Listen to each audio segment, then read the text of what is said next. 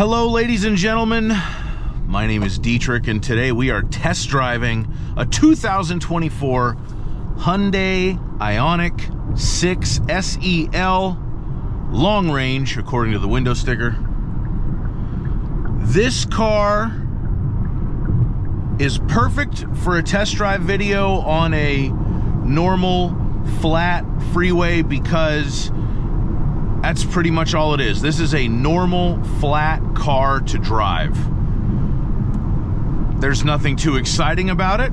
It's not super fast. It's not super slow. It's kind of right in the middle. It actually has 225 horsepower and 258 torque, which sure sound like Volkswagen GTI numbers to me. I think the current GTIs have a little bit more horsepower than that.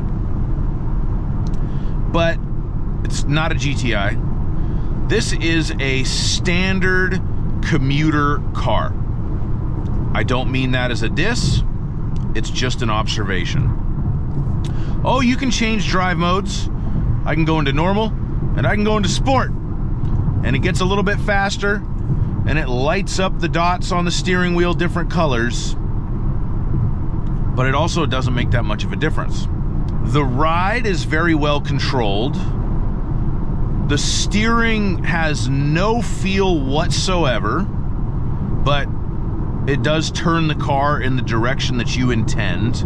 What I really think happened here, and I kind of give Hyundai some credit, they knew that they designed a boring ass car. They were like, oh man, this thing is gonna put them to sleep when they drive it. We better make the rest of it interesting. So the exterior styling is very expressive and it's growing on me. When I first saw this thing at the auto show like a year and a half ago, I was like, I didn't like it.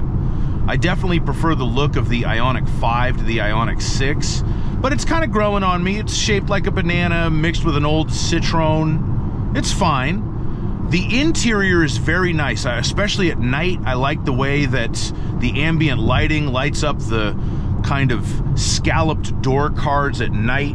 That looks really cool. And I like the infotainment system for the most part. The only complaint that I have, weirdly, no wireless Apple CarPlay or Android Auto. The Koreans have a weird mental block with that. When they give you nav, they don't want to give you wireless CarPlay and Android Auto on most of their cars, which is weird, but it is what it is.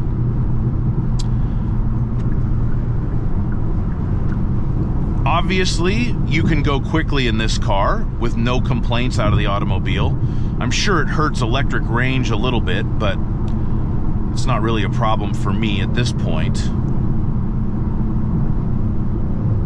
We're doing about 80 miles an hour. I'm getting a little bit of tire noise and a little bit of wind noise, but overall, not bad. If I put it in sport,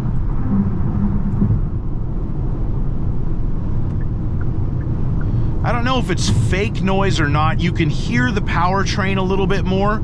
I don't know if that's just by dint of the fact that it's working a little bit harder, or if it gives you some fake noise. Could be one or the other. I don't mind driving this car, but if you're looking for an electric car to really knock your socks off, this isn't the one. If you're looking for a relatively affordable, because I think MSRP on this one's right about $46,000, you know, and then of course you can add on any kind of tax incentives or rebates or whatever you could get right now.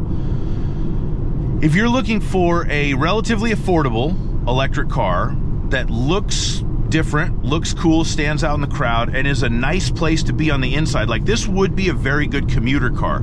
If I push this button right here, I'd now have the highway driving assist on, so I can take my foot off of the gas.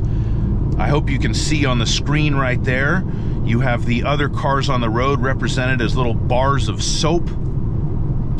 It only does that when you're on a highway road that the car's navigation system knows about. If you just use it on the adaptive cruise or the smart cruise control, as Hyundai calls it, if you use that on a regular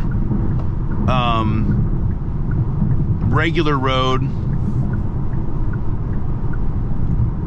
it doesn't have the bars of soap or the laser beam coming out of the front of it.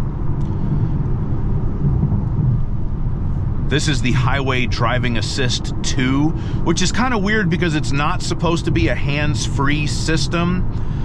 You still have to keep your hand on the wheel. You can take your hand off of the wheel for a little while, but the car will be unhappy with you and tell you to put your hand back on the wheel, and it's not advertised as a hands-free driving system, even though it kind of works that way. See, keep hands on steering wheel.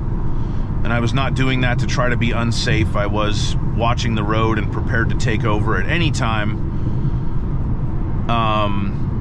So that's how that works. I'll put a video on how to use the Smart Cruise control on this car in the description if you have any questions about that.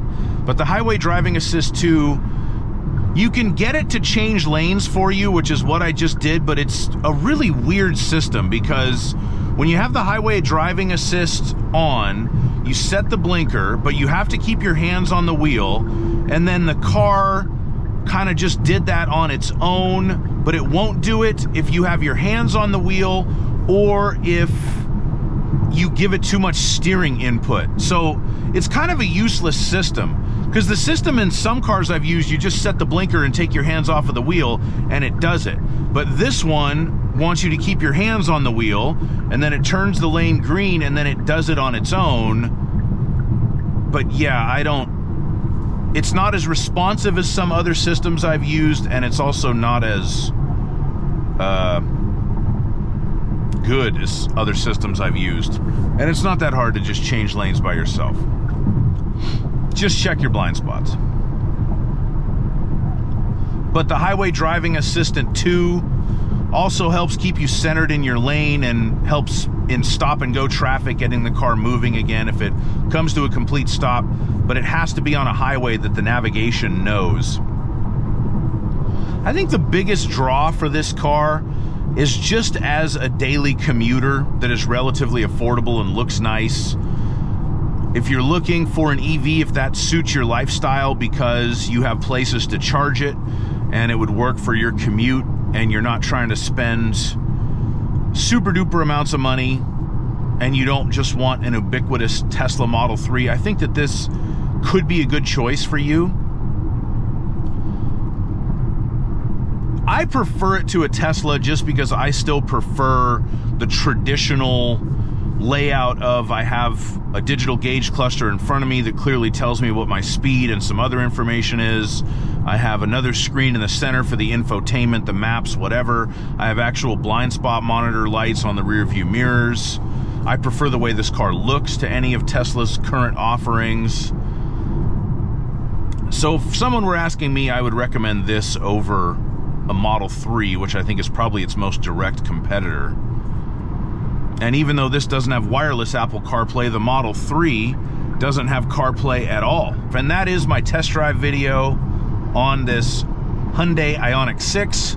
I'll put a link to my full review in the comments and in the description. As always, please like my video, subscribe to my channel, and have a great day. Bye-bye.